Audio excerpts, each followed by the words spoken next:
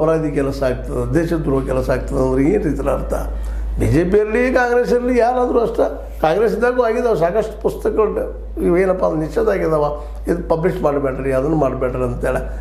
ಒಂದು ಸಮುದಾಯಕ್ಕೆ ಪೆಟ್ಟಾಗ್ತಿದ್ದ ಅದನ್ನು ಬಂದ್ ಮಾಡಿಸಿದ್ದಾರೆ. ಇದೆಲ್ಲ ಖರೆ ಇದ್ದರೂ ಸಹಿತ ಅಭಿವ್ಯಕ್ತಿ ಸ್ವಾತಂತ್ರ್ಯದಲ್ಲ ಅಥವಾ ನಮ್ಮ ವಾಕ್ ಸ್ವಾತಂತ್ರ್ಯದಲ್ಲ ಇನ್ನೂ ನಮ್ಮಲ್ಲಿ ಬೆಳವಣಿಗೆ ಆಗಬೇಕಾಗ್ಯದ.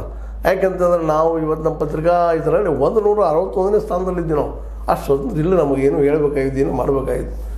ಟಿಪ್ಪಣಿ ಬರಬೇಕಾಗಿದ್ದನ ಬರಲೇಬೇಕಂತ. ಯಾವುದೋ ರಾಜಕಾರಣ ಇರಲಿ, ಯಾವುದೇ ಧರ್ಮ ಇರಲಿ, ಏನು ಧರ್ಮ ತಪ್ಪುಗಳಾಗಿದ್ದಾರೆ, ಜಾತಿ ತಪ್ಪುಗಳಾಗಿದ್ದಾರೆ, ಜಾತಿಗಳಿಂದ ಶೋಷಣೆಗಳಾಗಿದ್ದಾರೆ, ಧರ್ಮಗಳಿಂದ ಶೋಷಣೆಗಳಾಗಿದ್ದಾರೆ, ಅವು ವ್ಯಕ್ತ ಆಗಬೇಕಲ್ಲ, ಅದು ಗೊತ್ತಾಗಬೇಕು. ಅದನ್ನು ಹೇಳುವಂಥ ಕೆಲಸ ಪತ್ರಕರ್ತರು. ಹೀಗಾಗಿ ಪತ್ರಕರ್ತರಿಗೆ ನೋಡ್ರಿ RSS ಬಗ್ಗೆ ಮತ್ತು ಇದ್ರ ಬಗ್ಗೆ ನಮ್ಮ ಹೇಮಂತ್ ಮಾಳವೀಯ ವ್ಯಂಗ್ಯಚಿತ್ರ ತೆಗೆದಕ್ಕೆ ಅವ್ರ ಮೇಲೆ ಕೇಸ್ ಆಗ್ಯದ. ಇಲ್ಲಪ್ಪ ತಪ್ಪದ, ನೀವು ತಪ್ಪು ಮಾಡಿದ್ದೀರಿ ಅಂತೇಳಿ.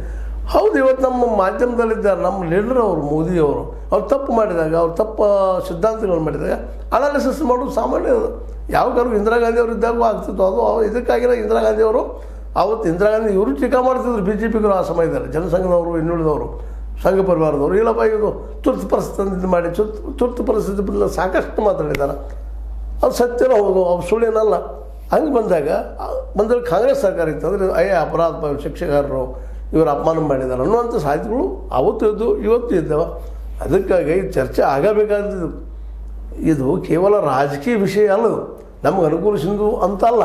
ನಮ್ಗೆ ಅನುಕೂಲ ಇದ್ದರೆ ಒಳ್ಳೇದು ಟೀಕಾ ಮಾಡಿರಿ ಅನ್ನೋದು, ನಮ್ಗೆ ಅನಾನುಕೂಲ ಇದ್ದಪ್ಪ ಅಂದರೆ ಇಲ್ಲ ತಪ್ಪದ ಶಿಕ್ಷಣ